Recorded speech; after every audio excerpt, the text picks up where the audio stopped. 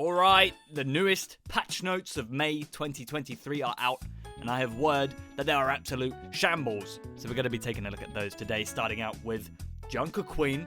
Maximum ammo increased from 6 to 8. The projectile size of the jagged blade increased from 0.15 to 0.20. Rampage now deals 40 impact damage, and wound damage decreased from 100 to 60 to counteract for this. Adrenaline Rush passive healing multiplier increased from 1.25 to 2. She's already in the Overwatch League. What the fuck are you doing? She's already part of the meta. Like, oh, she needs a buff, right? Oh, let's check the playtime of these characters in the Overwatch League. Oh, she's being played by the very top pros. Oh, I think she needs more buffs. Arissa damage from 12 to 13. Okay. That's cool, I suppose. I mean, it'll give Arissa some more playtime, but I don't really like thinking about that idea too much. Winston got a change to his jetpack. Damage radius before fall-off begins increased from 1 to 1.3 meters. Right, so, okay. So literally, the most played tank in the Overwatch League got a buff. That's Winston. The second most played tank in the Overwatch League got a buff. And then, what? Wrecking Ball Nerf? Effect duration increased from 9 to 7. What the fuck are you doing?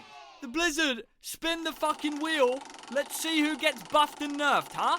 Oh, it's Winston with the buff. Oh, he's the most played tank in the top region. Oh, let's give him a buff, because that's what he needed, right? That's what he needed. And then motherfucking Ball gets a nerf, who is literally the least played tank, other than Roadhog maybe. Echo, ultimate cost reduced by 25%. Ultimate generation decreased from 5.5 to 4 whilst duplicate is active. Okay.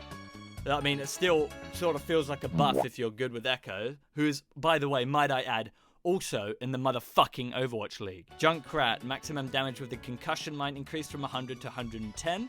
Nice, not much to say about that. That's okay, that's fine. Ana, explosion healing decreased from 100 to 60. Right. Thank you. There's one of the most played supports in the Overwatch League getting nerfed. Thank you. Baptiste, immortality field cooldown decreased from 25 to 23. Okay, it's just, I don't know. It's a never-ending cycle, it seems. You know, Baptiste is also one of the highest played supports in the Overwatch League getting a buff. What, like, I'm really struggling to sort of understand why they chose the characters that they chose to buff. And I'm reading the developer comments here. It's just not adding up. Kiriko, buffed. Wow, okay. Kunai reloads after 65% of the animation has completed, formerly 75%.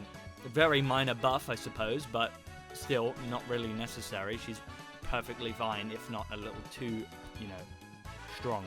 And then Lifeweaver, some quality of life changes, and the rest of them have all these things. Oh my goodness, my brain hurts from reading this absolute tomfoolery. What are they actually doing? Well, this game is going to be rather unfun. It's going to be Junkerqueen Simulator, and then they buffed Kiriko, who's going to be meta, because Junkerqueen's meta. What is it that they're thinking? Oh, let's nerf Ball and buff Junkerqueen. Mega buff Junkerqueen, by the way. She's now mob boss Junkerqueen, so don't you worry about her. Winston got a buff, who's already the strongest tank in the game. Fantastic. And Wrecking Ball nerf. Ball nerf. By the way, would you believe that? If I told you there was a Wrecking Ball nerf, you'd say, no, I see why you're named Clowner. I get it. Wrecking Ball nerf. I cannot believe. Ball nerf. Echo buff. Junkerqueen buff. Winston buff. Baptiste buff. Ball nerf.